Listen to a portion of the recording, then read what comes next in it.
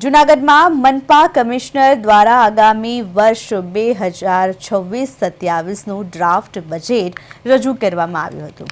Standing કમિટીમાં 1501 કરોડનું budget રજૂ કરાયું। 325 થી 350 કરોડ રેવન્યુ અને બાકીની રકમ કેપિટલ ખર્ચ, આવક અને જાવક માટે રજૂ કરી છે। શહેરના પબ્લિક ઇન્ફ્રાસ્ટ્રક્ચરથી લઈને શહેરને સુંદર અને રમણીય બનાવવા દરખાસ્ત રજૂ કરવામાં આવી છે। F1, F2, F3 અને F4માં વધારો એટલે કે હાઉસ ટેક્સ અને પાણીના કરમાં વધારો સૂચવ્યો છે। મનપા કમિશનર દ્વારા અંદાજિત ટોટલ 5% જેટલા વધારા સાથેનું આ બજેટ રજૂ કરવામાં આવ્યું છે। જૂનાગઢ મહાનગરપાલિકા જીપીએમસી એક્ટની કલમ હેઠળ દર વર્ષે કમિશનરશ્રીએ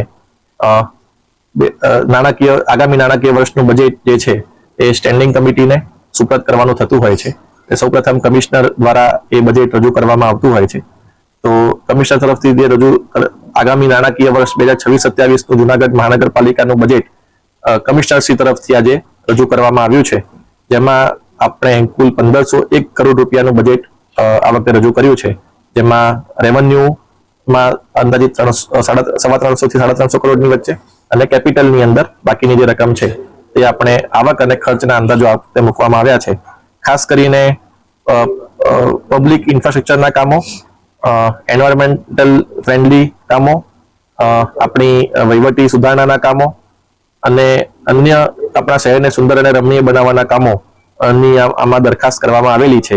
સાથે સાથે જે ખર્ચ થશે તેને પહોંચી વળવા માટે જે આવકના સ્ત્રોત ઊભા કરવાની જે જરૂરિયાત છે તેમાં પણ આપણે આ વખતે ટેક્સના બેઝ રેટમાં કોઈ આપણે વધારો સૂચવતા નથી, પરંતુ જે ફેક્ટર જે હોય છે F1, F2, F3 અને F4 એમાં આપણે 5%નો આ વખતે વધારો અમે સૂચવવાની અમે દરખાસ્ત કરેલી છે।